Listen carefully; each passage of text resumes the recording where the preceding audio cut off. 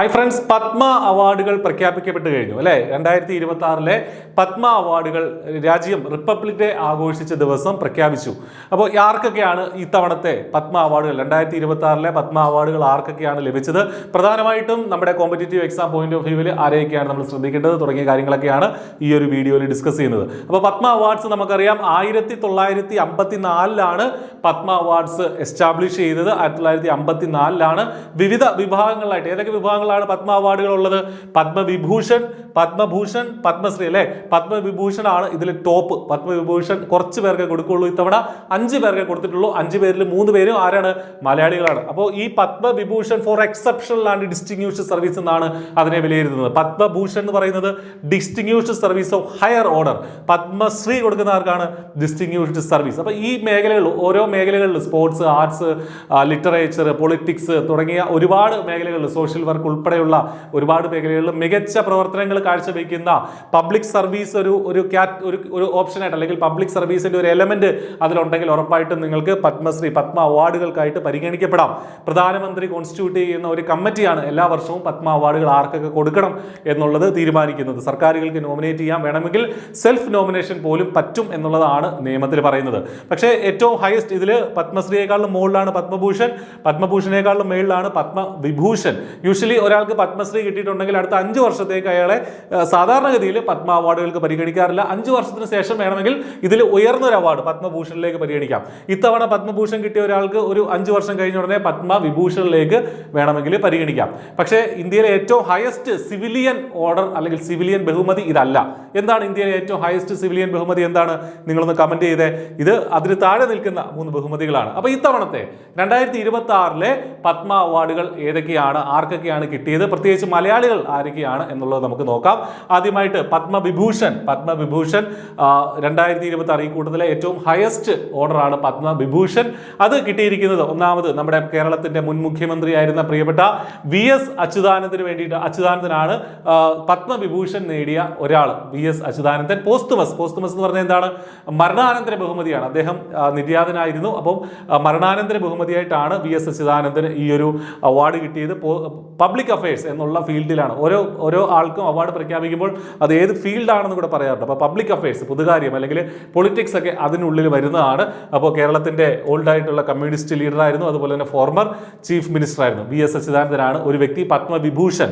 രണ്ടാമത്തെ വ്യക്തി, പത്മവിഭൂഷൺ കിട്ടിയ രണ്ടാമത്തെ ആളാണ് ജസ്റ്റിസ് KT തോമസ്. അദ്ദേഹവും മലയാളിയായിട്ടുള്ള രണ്ടാമത്തെ ആൾ ഇത്തവണ justice KT Thomas. Public affairs എന്നുള്ള രീതിയിൽ തന്നെയാണ്. അദ്ദേഹം ഫോർമർ സുപ്രീം കോടതി ജഡ്ജിയാണ്.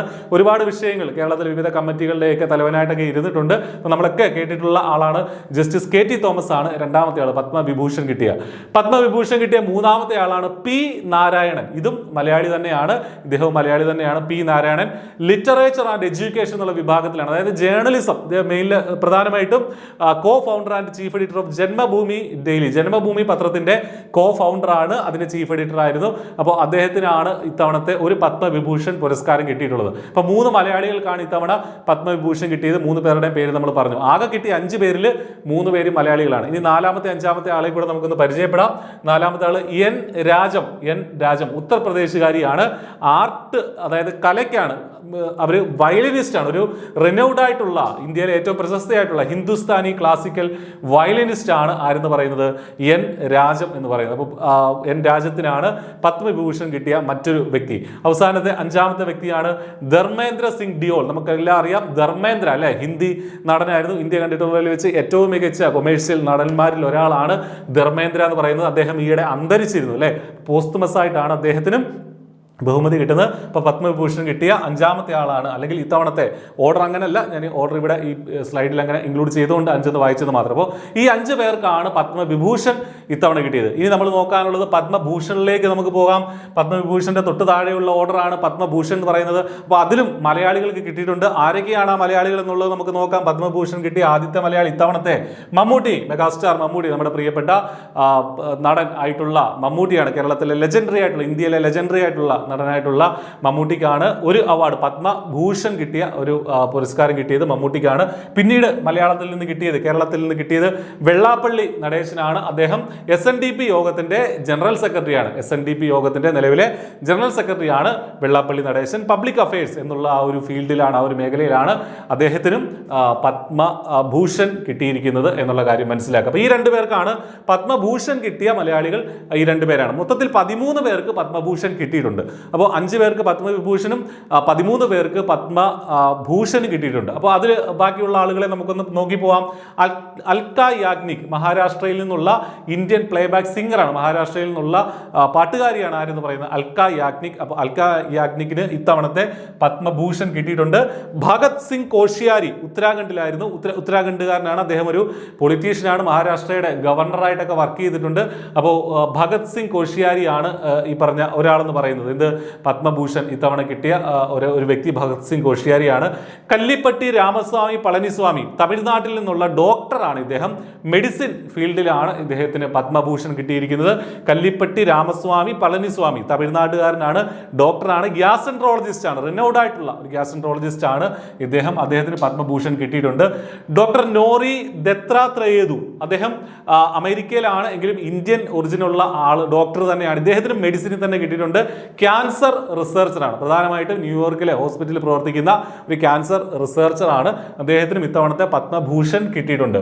ദെൻ പീയൂഷ് പാണ്ഡെ, അത് മരണാനന്തര ബഹുമതിയാണ്, നമ്മളെല്ലാവരും കേട്ടിട്ടുണ്ട്. പീയൂഷ് പാണ്ഡെ ഈ ഇടയ്ക്ക് അന്തരിച്ചു.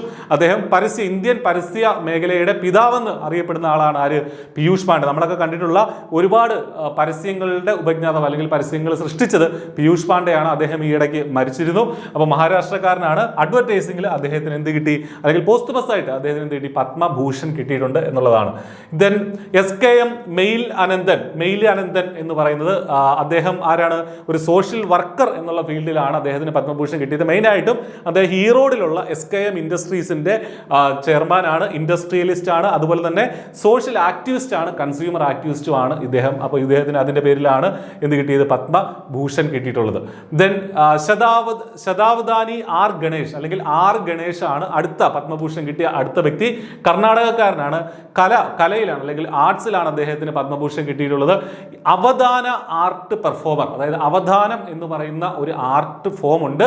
ഈ പറഞ്ഞതുപോലെ ഒരാൾ ക്വസ്റ്റ്യനെയർ ചോദിക്കുകയും കുറേ ആളുകൾ വന്നിട്ട് ക്വസ്റ്റ്യൻസ് ചോദിക്കുകയും അതുമായി ബന്ധപ്പെട്ട് കലയുമായി ബന്ധപ്പെട്ട് പോയംസ് പറയുകയൊക്കെ ചെയ്യുന്ന അത്തരം ഒരു കലയാണ് അവധാനം എന്ന് പറയുന്നത്. അപ്പോൾ അതിൻ്റെ ഒരു റിനൗഡ് ആയിട്ടുള്ള ഇന്ത്യയിലെ ഏറ്റവും പ്രശസ്തനായിട്ടൊരു കലാകാരനാണ് R ഗണേഷ്. അദ്ദേഹത്തിനാണ് പത്മഭൂഷൺ കിട്ടിയ മറ്റൊരു വ്യക്തി. Then Shibu Soren, ജാർഖണ്ഡിന്റെ മുഖ്യമന്ത്രിയായിരുന്നു, former chief minister ആയിരുന്നു ഷിബു സോറൻ. അദ്ദേഹം അന്തരിച്ചു. അപ്പോൾ അദ്ദേഹത്തിനും പോസ്റ്റ്മസ് ആയിട്ടാണ് ഇത്തവണ എന്ത് കൊടുത്തിരിക്കുന്നത്, പത്മഭൂഷൺ കൊടുത്തിരിക്കുന്നത്. ഒരുപാട് വ്യക്തികൾക്ക് ഇത്തവണ പോസ്റ്റ്മസ് ആയിട്ട് പത്മഭൂഷൺ കിട്ടി. അതിലൊരാളാണ് ഷിബു സോറൻ. ജാർഖണ്ഡിന്റെ ചീഫ് മിനിസ്റ്റർ ആയിരുന്നു, MP-യും രാജ്യസഭാ അംഗവും ജാർഖണ്ഡ് മുക്തി മോർച്ചയുടെ ഫൗണ്ടറും ഒക്കെയാണ് ആരെന്ന് പറയുന്നത്, ഷിബു സോറൻ എന്ന് പറയുന്നത്. ഓക്കെ. ഉദയ് കൊട്ടക്, അദ്ദേഹമാണ് മറ്റൊരു പത്മഭൂഷൺ കിട്ടിയ വ്യക്തി എന്ന് പറയുന്നത്. ട്രേഡ് ആൻഡ് ഇൻഡസ്ട്രീസ് എന്നുള്ള വിഭാഗത്തിൽ അദ്ദേഹം ഒരു ബാങ്കറാണ്. കൊട്ടക് മഹീന്ദ്ര ബാങ്കിന്റെ മെയിൻ ചെയർമാനാണ് ആരെന്ന് പറയുന്നത്, ഉദയ് കൊട്ടക് എന്ന് പറയുന്നത്. മഹാരാഷ്ട്രക്കാരനാണ്, അദ്ദേഹമാണ് പത്മഭൂഷൺ കിട്ടിയ മറ്റൊരാളെന്ന് പറയുന്നത്. അപ്പോൾ ഇത്രയും ഇത് VK മൽഹോത്രയുണ്ട്. അദ്ദേഹം പബ്ലിക് അഫയേഴ്സ് ആണ്, Indian politician and sports administrator. അപ്പോൾ ഇന്ത്യ പൊളിറ്റീഷ്യൻ ആയിരുന്നു, ഒരുപാട് സ്പോർട്സ് മേഖലകളുടെ അഡ്മിനിസ്ട്രേറ്റർ ആയിരുന്നു. ഇദ്ദേഹവും നിര്യാതനായി. VK മൽഹോത്ര, അദ്ദേഹത്തിന് പോസ്റ്റ്മസ് ആയിട്ടാണ് എന്ത് കൊടുത്തിട്ടുള്ളത്, ഈ പറഞ്ഞ പത്മഭൂഷൺ കൊടുത്തിട്ടുള്ളത്. പബ്ലിക് അഫയേഴ്സ് എന്നുള്ള ഫീൽഡിലാണ് അദ്ദേഹത്തിന് പത്മഭൂഷൺ കിട്ടിയിട്ടുള്ളത്. വിജയ് അമൃതരാജ്, ഇദ്ദേഹമാണ് സ്പോർട്സിൽ നിന്ന്, ഈ പത്മഭൂഷൺ ആരും ഇല്ലായിരുന്നു, ഇദ്ദേഹത്തിന് സ്പോർട്സിലാണ്. ഇന്ത്യയിലെ ഫോർമർ ടെന്നീസ് പ്ലെയർ ആണ് വിജയ് അമൃതരാജ് എന്നുള്ളത്. ചെന്നൈ സ്വദേശി, തമിഴ്നാട് സ്വദേശിയാണ് വിജയ് അമൃതരാജ്. USA ഇപ്പോൾ USA അദ്ദേഹം സ്പോർട്സ് ടെന്നീസ് പ്ലെയർ ആയിരുന്നു, സ്പോർട്സ് കമന്റേറ്റർ ആണ്. അപ്പോൾ അങ്ങനെയുള്ള മേഖലകളിൽ പ്രവർത്തിക്കുന്നു. അദ്ദേഹത്തിനും പത്മഭൂഷൺ കിട്ടിയിട്ടുണ്ട്. അപ്പോൾ സ്പോർട്സിൽ നിന്ന് ഇപ്പോൾ കിട്ടിയിട്ടുള്ള ഒരാളാണ് വിജയ് അമൃതരാജ് എന്നുള്ളത്, ഈ പത്മഭൂഷൺ. അപ്പോൾ ഇത്രയും പേർക്കാണ് എന്ത് കിട്ടിയിട്ടുള്ളത്, പത്മഭൂഷൺ കിട്ടിയിട്ടുള്ളത്. 13 പേർക്ക് പത്മഭൂഷൺ കിട്ടി. ഇനി പത്മശ്രീ ഒരുപാട് പേർക്ക് കിട്ടുന്ന അവാർഡാണ്. 100-ലേറെ പേർക്ക് പത്മശ്രീ കിട്ടിയിട്ടുണ്ട് ഇത്തവണ ഈ രാജ്യത്ത്. ടോട്ടൽ ഈ പത്മ അവാർഡ്സ് ഒരു വർഷം 120 പേരിൽ കൂടുതൽ കൊടുക്കരുതെന്ന് പറഞ്ഞിട്ടുണ്ട്. പക്ഷേ അത് പോസ്റ്റ്മസ് ഒക്കെ അതിൽ നിന്ന് ഒഴിവാക്കിയിട്ടുണ്ട്. അപ്പോൾ ഒരു ലിമിറ്റ് ഏകദേശം ഉണ്ട്. 120 പേർക്കാണ് 3 അവാർഡുകളോട് ചേർത്ത് കൊടുക്കാൻ പാടുള്ളൂ എന്നുള്ളതാണ് നമ്മുടെ ചട്ടങ്ങളിലുള്ളത്. പക്ഷേ പോസ്റ്റ്മസ് ഒക്കെ അതിനകത്ത് നിന്ന് ഒഴിവാക്കിയിട്ടുണ്ട്. NRI ഒക്കെ അതിൽ നിന്ന് ഒഴിവാക്കിയിട്ടുണ്ട്. അപ്പോൾ പത്മശ്രീ ആർക്കൊക്കെ കിട്ടി, പ്രധാനപ്പെട്ട ആളുകൾ പ്രത്യേകിച്ചും മലയാളികൾ, പത്മശ്രീ കിട്ടിയ മലയാളികൾ ആരൊക്കെയാണ് എന്നുള്ളത് നമുക്കൊന്ന് നോക്കാം. ആദ്യത്തേത് ഡോക്ടർ എ ഇ മുത്തുനായകം, കേരളത്തിൽ നിന്നുള്ള വ്യക്തിയാണ് ഡോക്ടർ എ ഇ മുത്തുനായകം. അദ്ദേഹം ISROയിലെ സയന്റിസ്റ്റ് ആണ്. ISROയിലെ സയന്റിസ്റ്റ് ആണ്. ഫാദർ ഓഫ് പ്രൊപ്പൽഷൻ ടെക്നോളജി എന്ന് ഇദ്ദേഹം അറിയപ്പെടുന്നുണ്ട്. സയൻസ് ആൻഡ് എഞ്ചിനീയറിംഗ് എന്നുള്ള മേഖലയിൽ നിന്നാണ് അദ്ദേഹത്തിന് എന്ത് കിട്ടിയിട്ടുള്ളത്? പത്മശ്രീ കിട്ടിയിട്ടുള്ളത്. പത്മശ്രീ ആണെന്ന് മനസ്സിലാക്കുക. പിന്നീട് പത്മശ്രീ കിട്ടിയ മലയാളിയാണ് കലാമണ്ഡലം വിമല മേനോന് പത്മശ്രീ കിട്ടിയിട്ടുണ്ട്. കേരളത്തിൽ നിന്നുള്ള ആർട്സിൽ നിന്ന് മോഹിനിയാട്ടം മേസ്റ്ററാണ്. മോഹിനിയാട്ടത്തിലെ ലെജൻഡാണ് കലാമണ്ഡലം വിമല മേനോൻ എന്നുള്ളത്. അപ്പോൾ അവർക്കാണ് ഈ പറഞ്ഞ പത്മശ്രീ കിട്ടിയ മറ്റൊരു മലയാളി ഇത്തവണ.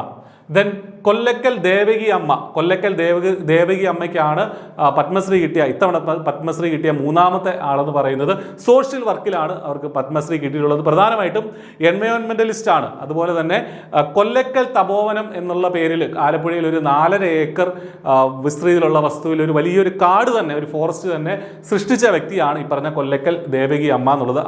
അത്തരം പ്രവർത്തനങ്ങളുടെ പേരിലാണ് കൊല്ലക്കൽ ദേവകി അമ്മയ്ക്ക് ഇത്തവണ പത്മശ്രീ കിട്ടിയിട്ടുള്ളത്. പിന്നെ നമ്മൾ അറിയുന്ന പ്രധാനപ്പെട്ട Harmanpreet Kaur, Indian women's cricket ടീമിന്റെ ക്യാപ്റ്റനാണ്, ഇന്ത്യൻ ക്രിക്കറ്ററാണ്. ആരെന്ന് പറയാം? ഹർമൻപ്രീത് കൗർ എന്നുള്ളത്.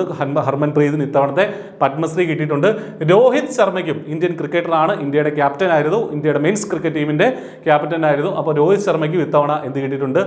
സ്പോർട്സിൽ നിന്ന് പത്മശ്രീ കിട്ടിയിട്ടുണ്ട്. ഇത്തരത്തിൽ 100-ലേറെ പേരുണ്ട്. പ്രധാനപ്പെട്ട 2 പേര്, മലയാളികളല്ലാത്ത 2 പേരെയും കൂടെ അതിനകത്ത് ഇൻക്ലൂഡ് ചെയ്തെന്ന് മാത്രം. അപ്പോൾ ഇത്രയാണ് ഇത്തവണത്തെ പത്മ അവാർഡുകളുമായി ബന്ധപ്പെട്ട് നമ്മൾ നോക്കാനുള്ളത്. പ്രത്യേകിച്ചും കോമ്പറ്റേറ്റീവ് എക്സാംസിനൊക്കെ ഈ ചോദ്യങ്ങൾ ചോദിച്ചേക്കാം, പല രീതിയിൽ ചോദിച്ചേക്കാം. പ്രധാനമായിട്ടും പത്മവിഭൂഷണും പത്മഭൂഷണും ഒക്കെ നോക്കി വയ്ക്കുക. പത്മശ്രീ കിട്ടിയ മലയാളികളെ നോക്കി വയ്ക്കുക. മറ്റൊരു ടോപ്പിക്കുമായിട്ട് വീണ്ടും കാണാം. Thank you.